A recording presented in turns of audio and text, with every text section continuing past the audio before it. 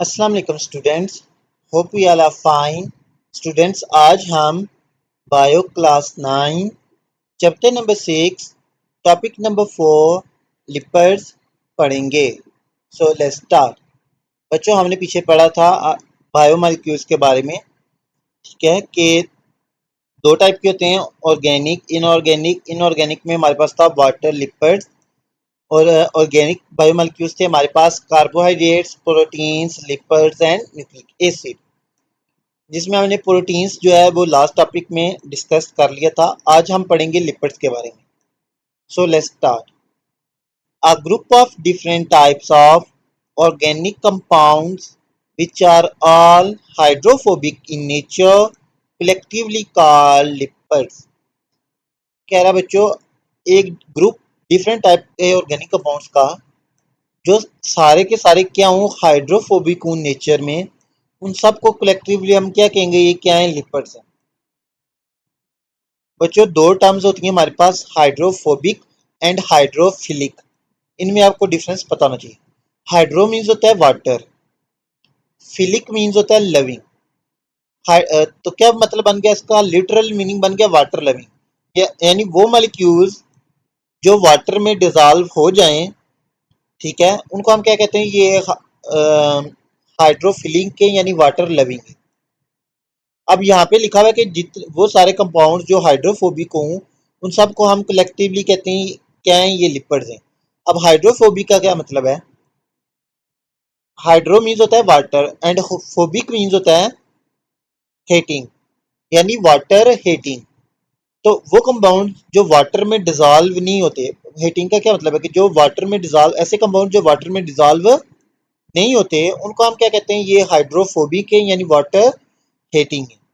तो कह रहा है कि बेसिकली जो लिपिड्स हैं ये सारे हाइड्रोफोबिक होते हैं, यानी ये वाटर में डिजॉल्व नहीं होते। ठीक है बच्चों, अब आपको समझ आ गया कि वो कंपाउंड जो वाटर में डिजॉल्व हो जाते हैं उनको हम कहते हैं ये हाइड्रोफिलिक कंपाउंड्स हैं, और वो कंपाउंड्स जो वाटर में डिजॉल्व नहीं होते हैं उनको हम क्या कहते हैं? ये हाइड्रोफोबिक हैं। ठीक है, और जो लिपिड्स हैं ये बेसिकली हाइड्रोफोबिक होते हैं, यानी ये वाटर हेटिंग होते हैं, यानी ये वाटर में डिजॉल्व नहीं होते। Hence, lipids are a heterogeneous group of organic compounds which are insoluble in water but soluble in organic solvent such as alcohol, ether, etc. So बच्चों, कह रहा है कि लिपिड्स बेसिकली क्या है? एक हमारे पास हेट्रोजीनियस ग्रुप है ऑर्गेनिक कंपाउंड्स का जो इनसोल्युबल होते हैं वाटर में, यानी वाटर में इनसोल्युबल का क्या मतलब है बच्चों? जो वाटर में डिजॉल्व नहीं हो सकते, यानी ये वाटर में डिजॉल्व नहीं हो सकते, but soluble in organic solvent such as alcohol, ether etcetera. लेकिन ये जो ऑर्गेनिक सॉल्वेंट्स होते हैं लाइक अल्कोहल, ईथर, इनमें डिजॉल्व हो सकते हैं, यानी इनमें सोल्युबल है। Lipids found in living organism include fats, oils, waxes and steroid. कह रहा है अब लिविंग ऑर्गेनिजम्स के अंदर जो लिपिड्स पाए जाते हैं वो कौन कौन से हैं? वो फैट्स हैं, वो ऑयल्स हैं, वो वैक्सीज हैं और स्टीरॉइड्स हैं। यानी ये चार टाइप के जो मॉलिक्यूल्स हैं, लिपिड मॉलिक्यूल्स हैं जो लिविंग ऑर्गेनिजम्स के अंदर पाए जाते हैं। Molecules of lipids are composed of carbon, hydrogen and oxygen like carbohydrates. कह रहा है कि जो लिपिड के मॉलिक्यूल्स हैं ये भी बेसिकली किस एलिमेंट से मिलके बने थे? ये भी कार्बन, हाइड्रोजन और ऑक्सीजन से मिलके बने होते हैं, लाइक कार्बोहाइड्रेट्स की तरह। However, 1 gram of lipid contain double amount of energy than carbohydrates because they have relatively more carbon to hydrogen ratio than carbohydrates। कह रहा है इनके अंदर भी एलिमेंट सेम ही है जो कार्बोहाइड्रेट्स में प्रेजेंट होते हैं, यानी कार्बन, हाइड्रोजन और ऑक्सीजन। लेकिन कह रहा है कि अगर 1 ग्राम जो लिपिड होता है हमारे पास, उसके अंदर डबल अमाउंट ऑफ एनर्जी होगी देन कार्बोहाइड्रेट। यानी अगर 1 ग्राम हमारे पास कार्बोहाइड्रेट हो और 1 ग्राम हमारे पास लिपिड हो, तो कार्बोहाइड्रेट, 1 ग्राम कार्बोहाइड्रेट से हमें जो एनर्जी मिलेगी, 1 ग्राम लिपिड लेने से हमें उसके 2 टाइम्स यानी उसके डबल एनर्जी मिलेगी। ठीक है, तो कह रहा है कि 1 ग्राम लिपिड के अंदर डबल अमाउंट ऑफ एनर्जी होती है देन कार्बोहाइड्रेट। बिकॉज, और इसकी रीजन क्या है? इनके पास कह रहा है कि जो कार्बन टू हाइड्रोजन रेशियो होती है वो ज्यादा होती है देन कार्बोहाइड्रेट्स। नेक्स्ट है हमारे पास बच्चों स्ट्रक्चर ऑफ लिपिड्स, की जो लिपिड्स इनका स्ट्रक्चर कैसा होता है?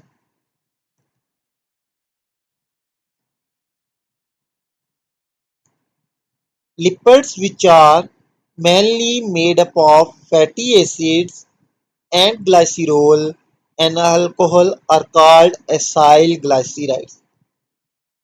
स्टूडेंट्स कह रहा है कि वो लिपिड जो मेनली फैटी एसिड और ग्लाइसिरोल से मिलके बने हों, किस किस से, दो कंपोनेंट बताए उसने, फैटी एसिड और ग्लाइसिरोल से मिलके बने हों, उनको हम कहते हैं ये क्या है, ये एसाइल ग्लाइसराइड से। ठीक है। अब उसने आगे ये भी देखें, ग्लाइसिरोल के आगे लिखा हुआ है कि ये टाइप ऑफ अल्कोहल है, जैसे मिथानोल, इथानोल। ठीक है। हम कहते हैं अल्कोहल के लिए डिफरेंट टर्म्स हैं, तो अब ओ एल लगाओ तो ये कह रहा है ये टाइप ऑफ अल्कोहल है। कह रहा है अगर वो लिपिड जो मेनली फैटी एसिड और ग्लाइसरॉल से मिलके बने हों, हम कहते हैं ये क्या है, ये एसाइल ग्लाइसराइड्स है। ठीक है। फैटी एसिड्स में बी सैचुरेटेड और अनसैचुरेटेड। ठीक है। अब उसके बाद कह रहा है कि जो फैटी एसिड्स होते हैं बच्चे, वो दो टाइप के हो सकते हैं, वो सैचुरेटेड भी हो सकते हैं और अनसैचुरेटेड भी हो सकते हैं। अब हम इनमें देखेंगे कि सैचुरेटेड फैटी एसिड्स क्या होते हैं और अनसैचुरेटेड फैटी एसिड्स क्या होते हैं, इनमें क्या डिफरेंस है।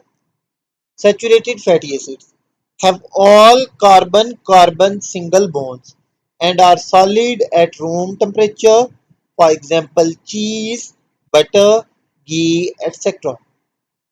अब कह रहे हैं बच्चों जो सैचुरेटेड फैटी एसिड्स हैं, इनके अंदर जो कार्बन प्रेजेंट होगा, उनके अंदर कार्बन और कार्बन के बीच में हमेशा सिंगल बॉन्ड प्रेजेंट होगा। कौन सा बॉन्ड, ना डबल बॉन्ड प्रेजेंट होगा ना ट्रिपल बॉन्ड। इनके क्या है कि इनके अंदर जितने भी कार्बन कार्बन के बीच में बॉन्ड्स होंगे, वो सारे सिंगल बॉन्ड्स होंगे। उसके अलावा जो सैचुरेटेड फैटी एसिड होते हैं ना, वो रूम टेम्परेचर पे सॉलिड होते हैं, यानी नॉर्मल जो रूम टेम्परेचर होता है हमारा, उस पर क्या होते हैं, सॉलिड होते हैं। ठीक है। और इसकी एग्जांपल क्या है सैचुरेटेड फैटी एसिड की, चीज, बटर, घी, ये कह रहा है ये सारे सैचुरेटेड फैटी एसिड है।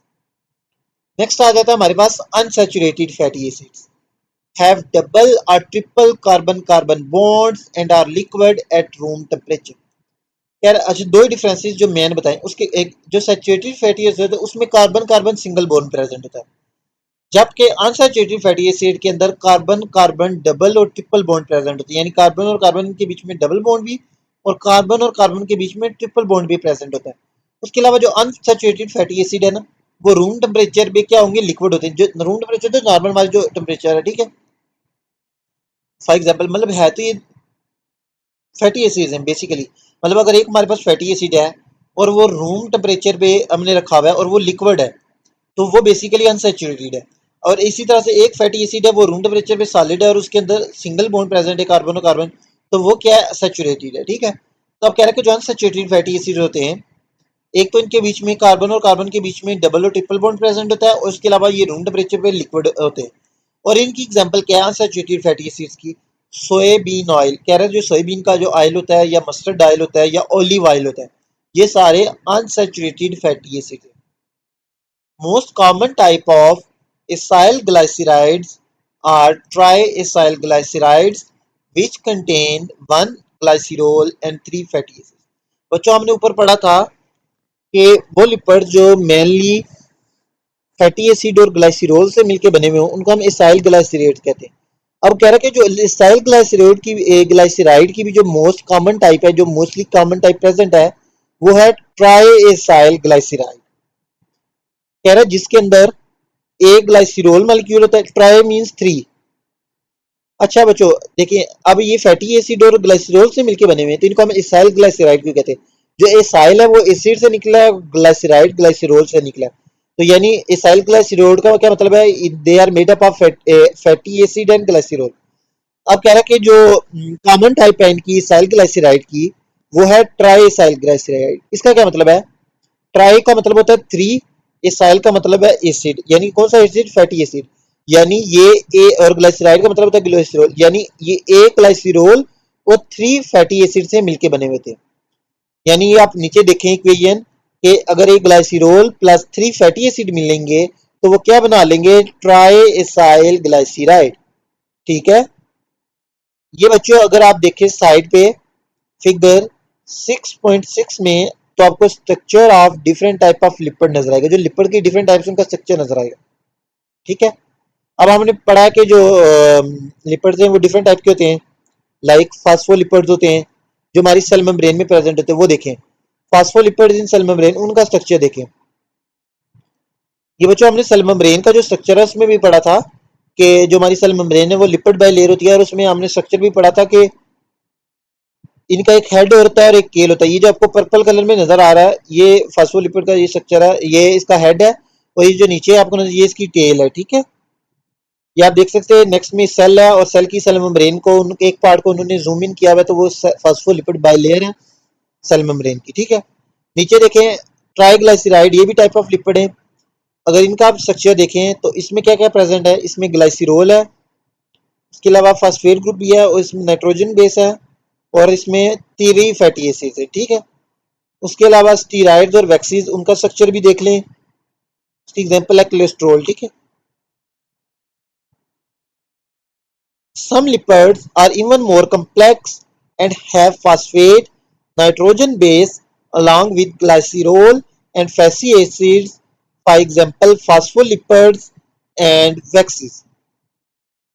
कह रहा है बच्चों हमने पढ़ा कि मोस्टली तो जो लिपिड्स होते हैं ना वो मिलके बने होते हैं फैटी एसिड और ग्लाइसिरोल से। ठीक है, दो ही कंपोनेंट होते हैं उनके। ठीक है, कह रहा है लेकिन कुछ जो लिपिड होते हैं वो और कम्प्लेक्स होते हैं और उनके पास फास्फेट भी होता है, नाइट्रोजन बेस भी प्रेजेंट होती है अलॉन्ग विद ग्लाइसरोल और फैटी एसिड के। ग्लाइसरोल और फैटी एसिड के अलावा उनके पास फास्फेट भी होता है और नाइट्रोजन बेस भी होती है, और उनकी एग्जांपल क्या है, like phospholipids and waxes. Some lipids may not have fatty acids in their formula, rather they have three ring structure called steroids, for example cholesterol, vitamin D। कह रहा है कुछ लिपिड्स होते हैं उनके पास फैटी एसिड्स तो नहीं होता उनके फार्मूला में, लेकिन उनके पास 3 रिंग स्ट्रक्चर होता है जिसको हम स्टीरॉयड कहते हैं, और इसकी एग्जांपल है कोलेस्ट्रॉल और विटामिन डी।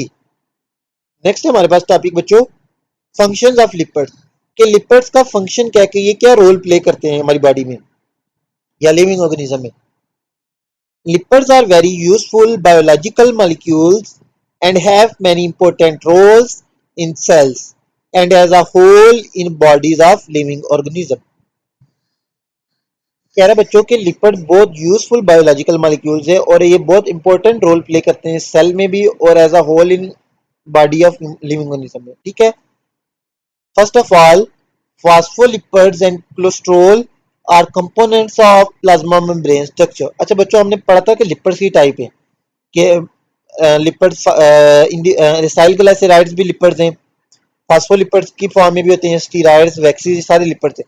तो जिनकी डिफरेंट टाइप्स है लिपिड्स के उनका फंक्शन बताया हुआ है पार्टिकुलरली। ठीक है, अब कह रहे हैं जो फास्फोलिपिड और कोलेस्ट्रॉल है ये भी तो बेसिकली लिपिड्स हैं। कह रहे हैं अब ये क्या है, ये कंपोनेंट है प्लाज्मा मेम्ब्रेन के स्ट्रक्चर का। प्लाज्मा मेम्ब्रेन क्या होती है बच्चों, सेल मेम्ब्रेन। ठीक है, उसका जो स्ट्रक्चर है उसका कंपोनेंट है यानी उसका पार्ट है उसमें प्रेजेंट होते हैं। ठीक है, next is lipid act as energy store in fat cells, liver and in blood. अच्छा उसके अलावा जो एनर्जी लिपिड्स हैं ये एनर्जी स्टोर के तौर पे भी काम करते हैं। कहाँ पे, जो फैट सेल्स होते हैं या हमारे लिवर सेल्स होते हैं या ब्लड में, उसमें ये एज एनर्जी स्टोर के तौर पे काम करते हैं।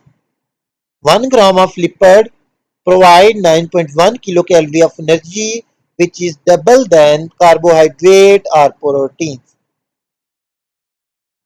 क्या है बच्चों, 1 ग्राम लिपिड का हो उससे हमें कितनी एनर्जी मिलती है, 9.1 किलो कैलोरी एनर्जी, जो कि डबल है कार्बोहाइड्रेट और प्रोटीन से। हमने ऊपर कार्बोहाइड्रेट और प्रोटीन की भी 1 ग्राम की एनर्जी पड़ी थी, वो कितना प्रोवाइड करते हैं। ठीक है, तो कह रहा है कि जो 1 ग्राम लिपिड होता है वो तकरीबन 9.1 किलो कैलोरी एनर्जी प्रोवाइड करता है, जो कि कार्बोहाइड्रेट और प्रोटीन से क्या है, डबल है। तो ये double amount of energy provide करते हैं एज कम्पेयर टू कार्बोहाइड्रेट और protein.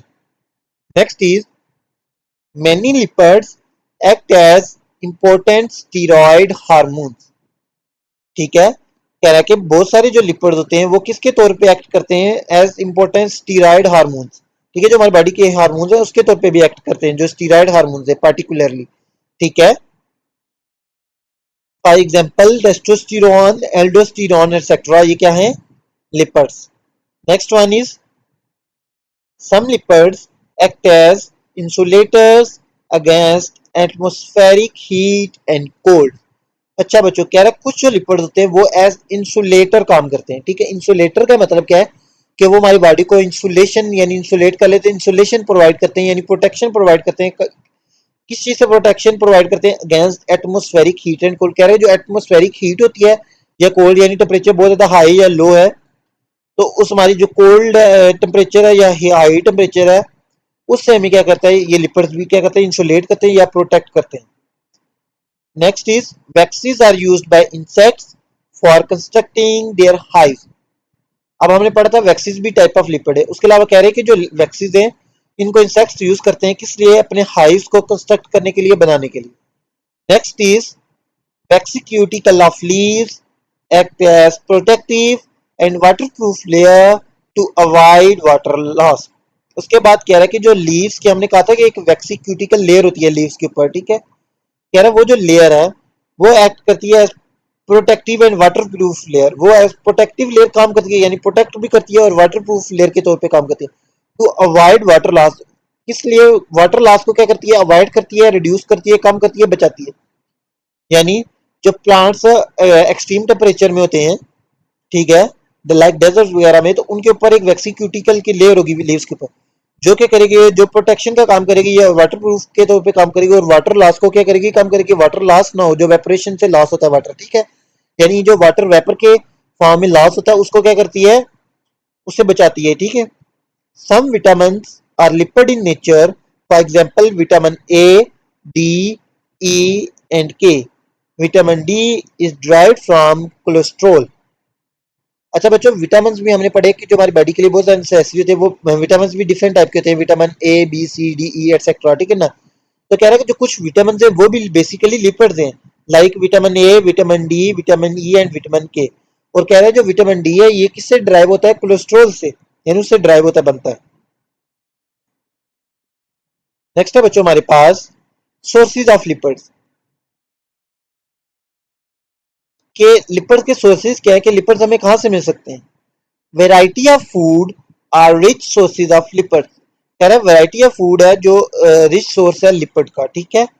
Foods containing large amount of saturated fat include red meat, butter, चीज, घी, फिश लिवर ऑयल एटसेट्रा। कह रहा है वो फूड जिनके अंदर large amount of saturated fat present हो, यानी सैचुरेटेड फैटी एसिड्स प्रेजेंट हो, ठीक है, वो कौन कौन से, रेड मीट, बटर, चीज, घी, फिश लिवर ऑयल एक्सेट्रा। ये क्या है, इनके अंदर लार्ज अमाउंट ऑफ फैट्स होती है, ठीक है, यानी ये रिच सोर्स है लिपिड्स की। Some oils are obtained from plant seeds like sunflower oil, soybean oil, peanut oil, coconut and palm oil और also rich in unsaturated fat. कह रहा है कुछ ऑयल्स जो हम प्लांट के सीड से लेते हैं, जैसे कि सनफ्लावर ऑयल होता है हमारे पास, soybean oil, peanut oil, coconut oil, palm oil, ये सब भी रिच सोर्स हैं अनसैचुरेटेड फैट्स का। अच्छा, इसमें उन्होंने फर्दर क्लासीफाई कर दिया कि सैचुरेटेड फैट के सोर्सेज बता दिए और अनसैचुरेटेड फैट्स के भी। Wax is obtained from comb of many insects. उसके अलावा जो वैक्स हमारे पास टाइप ऑफ लिपिड है, ये हम कहाँ से ऑब्टेन करते हैं, जो इंसेक्ट्स की कॉम्ब होती है वहां से। ये आप देख सकते हैं बच्चों, साइड पे आपको दी हुई है फिगर 6.7, सोर्सेज ऑफ लिपिड्स। हमें कुछ सोर्सेज ऑफ लिपिड्स दिए हुए कुछ सोर्सेज जिनमें लिपिड प्रेजेंट होती है। फैटी मीट्स एंड फिश, के मीट और फिश से भी हमें लिपिड्स मिलते हैं, चीज, butter, avocado, nuts and seed, chocolate. So students, हमारा ये टॉपिक कंप्लीट हो चुका है, होपफुली आपको समझ आ गया होगा। If you have any doubt you can ask in comment section. Please like, share and subscribe my YouTube channel. Thank you.